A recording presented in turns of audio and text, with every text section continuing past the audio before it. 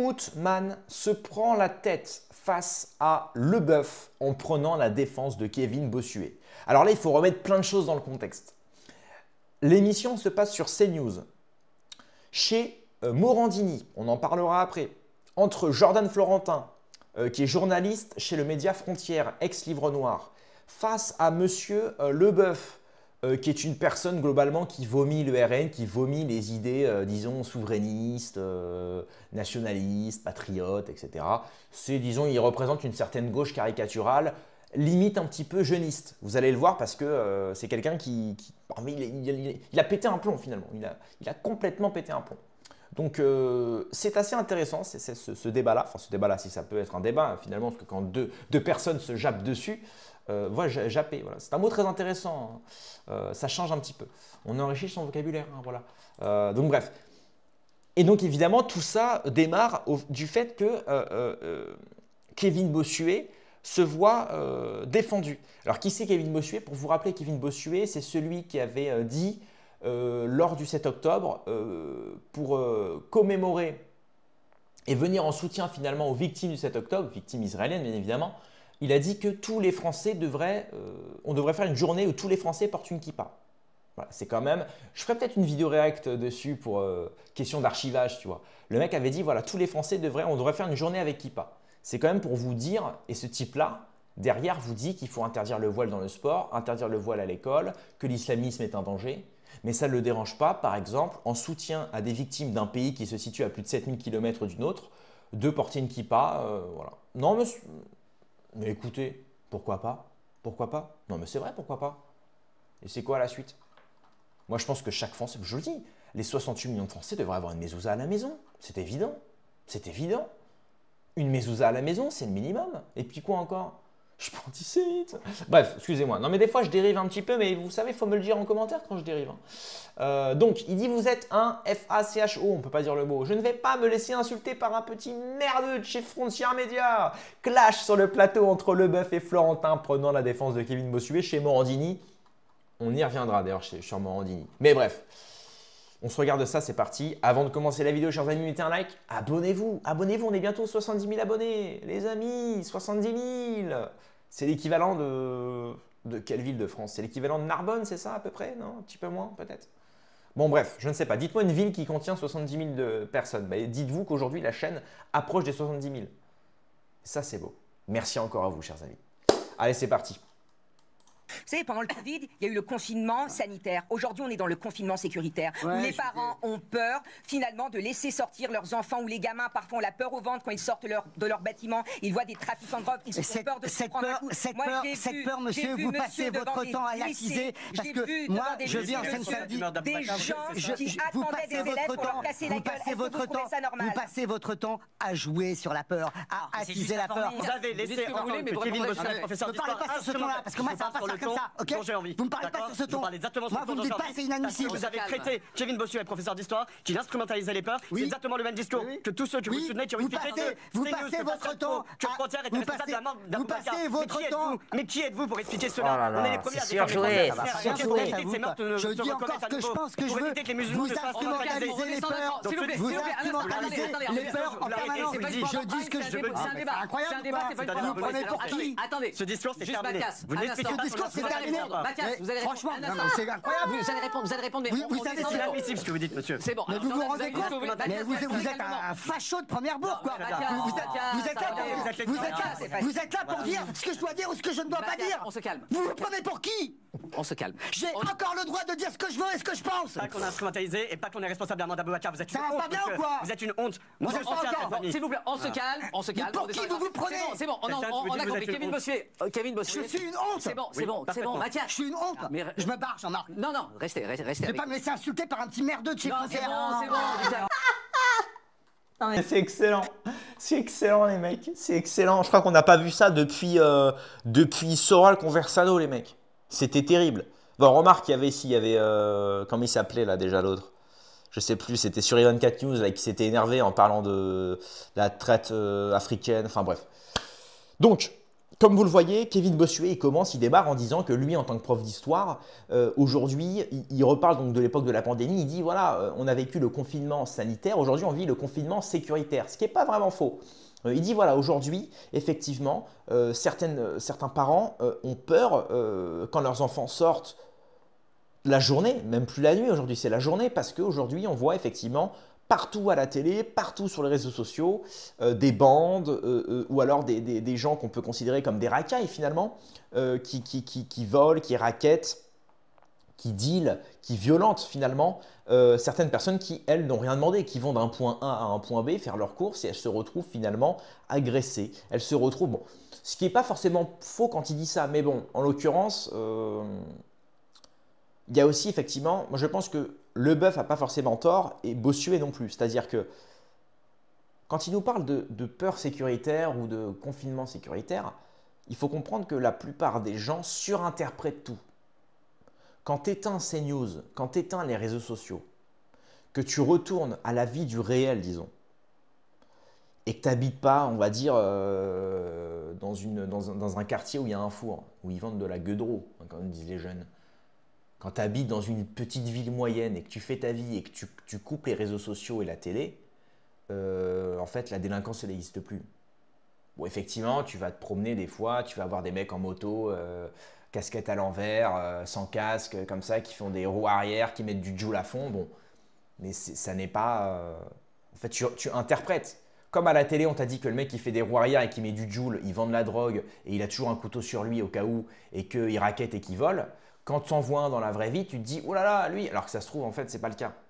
Mais effectivement, il y a une réalité qui fait qu'effectivement, aujourd'hui, dans certaines villes, et même aujourd'hui maintenant de plus en plus dans des petites villes, voire même des villages, il y a de l'insécurité qui vient souvent d'un certain profil, le profil de la racaille.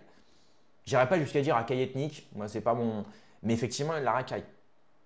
On voit même que des populations, des Français autochtones, qui singent finalement le comportement de la racaille, parce qu'aujourd'hui la racaille est mise en avant. Elle-même qui a été mise en avant grâce au rap, qui elle-même est le fruit des populations ghettoisées américaines qui reproduisent finalement le schéma de l'ultralibéralisme, vous savez, de l'argent facile, de rouler dans des belles voitures, d'avoir des grosses chaînes en or, finalement d'être ne serait-ce que l'idiot utile du grand capital. Voilà. Mais ils font passer ça pour de la virilité, pour de la masculinité. Hein, voilà, si tu n'as pas une grosse chaîne en or, que tu ne roules pas dans une voiture et que tu ne fais pas 10 000 € par mois en cash en vendant de la drogue, tu n'es pas un vrai homme. Vraiment, c'est ça. Et donc, comme les jeunes écoutent massivement ce genre de musique, bon, bah, évidemment, ils grandissent avec ce modèle-là. Et donc, on se retrouve avec des Français même autochtones, hein, finalement, autochtones, chrétiens, baptisés, qui se retrouvent à singer finalement le comportement de ces rappeurs-là. Donc effectivement, aujourd'hui, on est dans une sorte… D'un côté, on est dans la surinterprétation parce que je pense qu'on surinterprète trop. Et de l'autre côté, on est aussi dans une certaine réalité des choses. Et donc suite à cela, comme vous le voyez, il y a eu un désaccord. Au-delà du désaccord, il y a eu une joute verbale. Tout le monde jappe. Ça jappe par-ci, ça jappe par-là, bien sûr.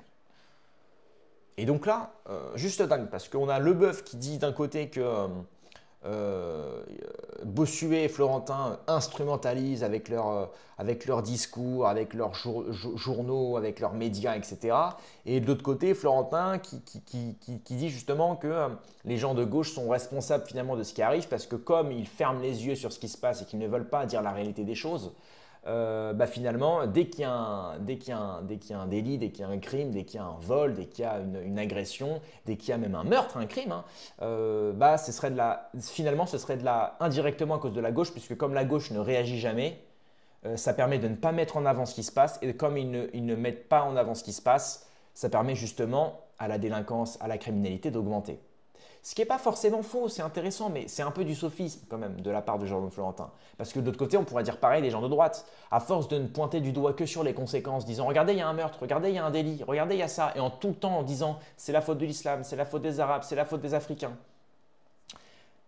finalement, pareil, c'est une sorte d'essentialisme qui ne vient pas justement à résoudre le problème dans son entièreté. C'est très bien de parler des conséquences comme le fait Lapierre quand il se promène dans les banlieues, qui dit bon bah là voilà il y a un four, ils vendent de la drogue, donc effectivement il y a un climat d'insécurité, ils questionnent les gens dans le quartier, les gens disent bah voilà nous on est apeurés, on n'ose plus sortir, etc. Il y a une réalité factuelle que tu peux pas ne pas, tu ne peux que te mouvoir finalement devant cela. Mais qu'est-ce qui a posé problème? Qu'est-ce qui a fait aujourd'hui qu'on en est arrivé là? C'est ça que Frontières ne veut pas dire, c'est ça que Lapierre ne veut pas dire, c'est ça que les médias de droite, notamment comme Kevin Bossuet, ce type-là qui représente une certaine droite, ne veut pas dire. Ou Damien Rieu, ou bref, on ne va pas tous les citer, mais ces gens-là ne parlent que des conséquences. Ils ne parlent que des dealers, ils ne parlent que des quartiers, des banlieues complètement ghettoisés, ultra-libéralisés, qui vendent de la drogue et qui mettent un climat d'insécurité. Mais comment on en est arrivé là? Il faut remonter à ceux qui ont permis à ces gens-là de se reproduire, qui ont permis à ces gens-là de s'installer, qui ont permis à ces gens-là de vivre de manière convenable, de manière parasitaire en France. Et ça commence déjà, j'ai envie de dire déjà depuis Mitterrand. Ça commence déjà, pareil, avec tous ces conflits-là dans le monde qui sont finalement pour le profit de certaines élites, mondialistes ou non, hein, qui pillent certains pays, notamment du tiers-monde, notamment d'Afrique et de Nord-Afrique et de l'Orient, qui pillent ces pays-là et qui justement ont besoin de mettre ces pays-là sous tutelle, sous dépendance, dans un climat de guerre, pour pouvoir justement faire en sorte que ces peuples-là ne puissent pas se révolter face à l'hégémonie néocolonisatrice. Renseignez-vous sur le Congo, moi j'en ai parlé sur TikTok.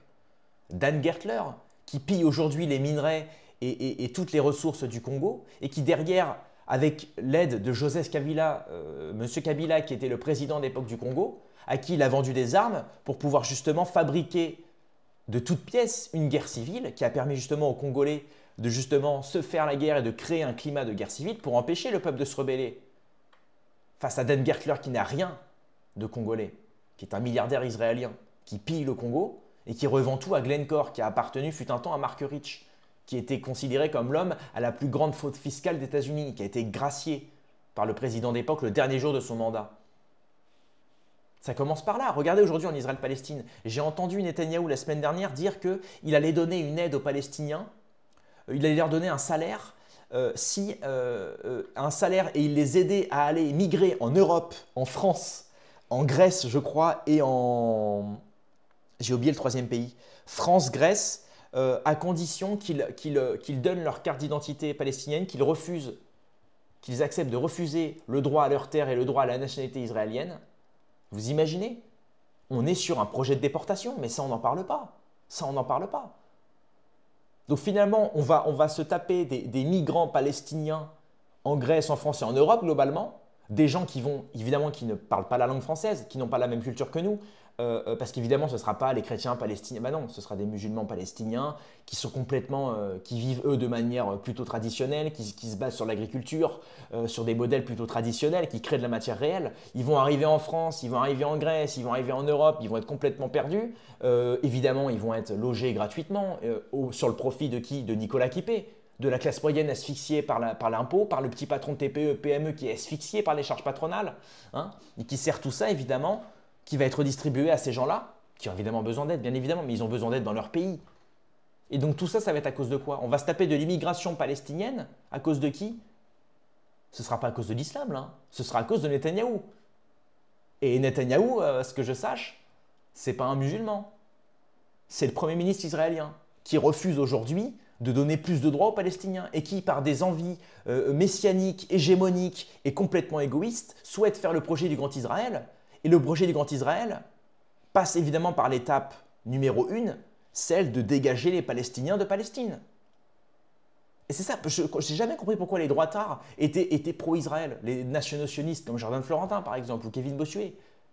Parce qu'en étant pro-israélien, tu es justement pour qu'Israël forme d'une certaine manière une puissance en Orient et donc participe à son projet de Grand Israël et de dégager les populations arabes d'Orient, notamment les Palestiniens.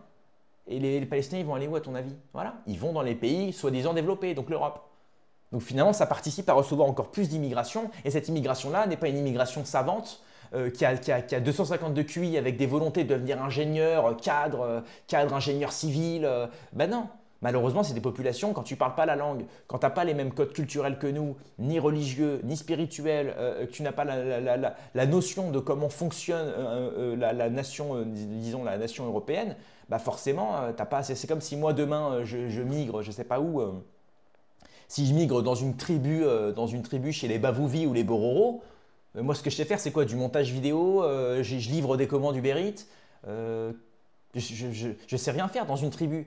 Donc qu'est-ce que je vais faire? Je vais vivre de manière parasitaire. Vous voyez ce que je veux dire? Parce que c'est des mondes différents. Alors je ne dis pas que les Palestiniens sont des tribus, attention.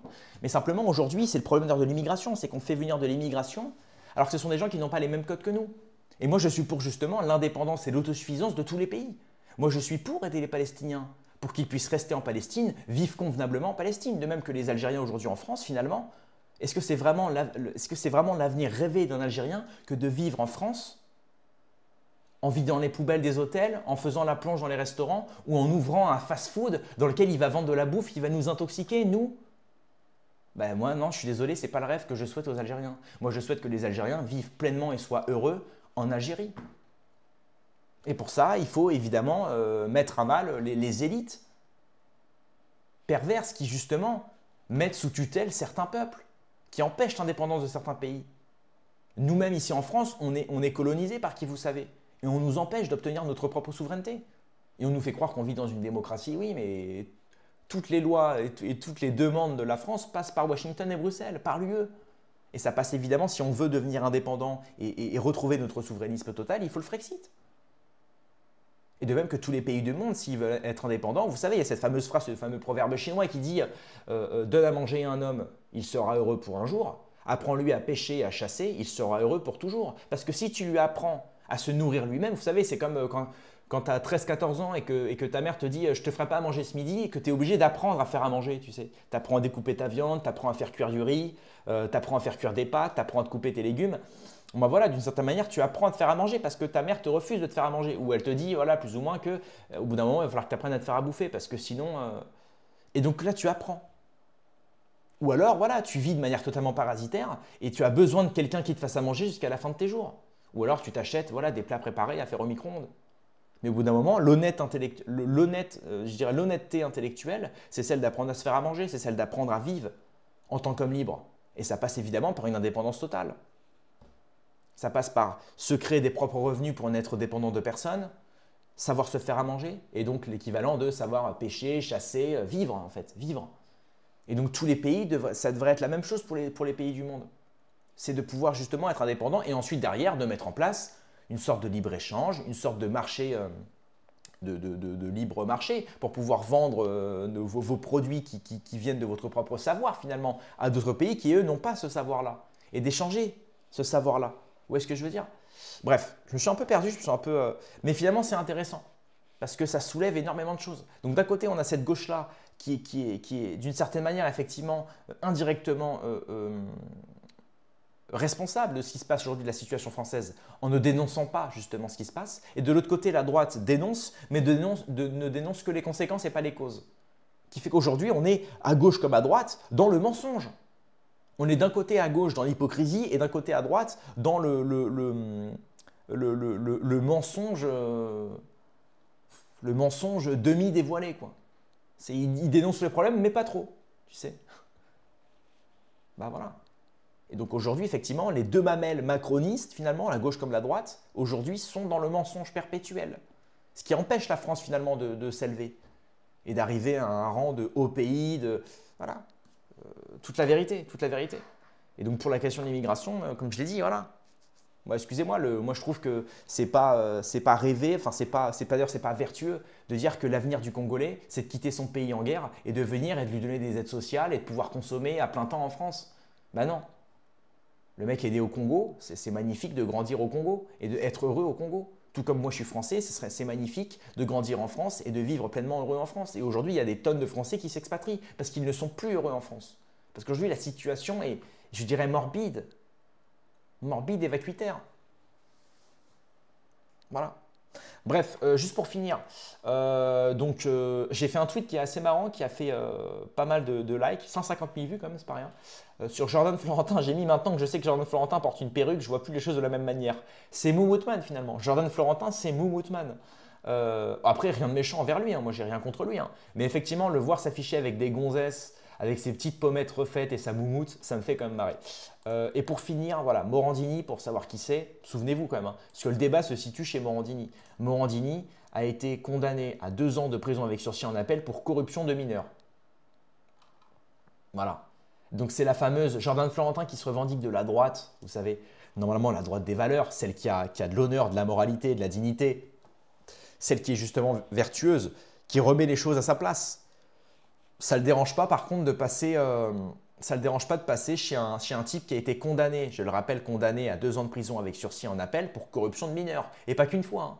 Pour rappel, il s'est fait passer pour une fausse agente de casting qui a demandé donc aux gens qui participaient au casting d'envoyer des photos dénudées avec, je crois, le pubis rasé, des choses comme ça, et de demander même de faire peut-être des actes, la promotion canapé finalement, à Jean-Marc Morandini. Et tout ça, en fait, c'était Jean-Marc Morandini hein, qui écrivait les mails au...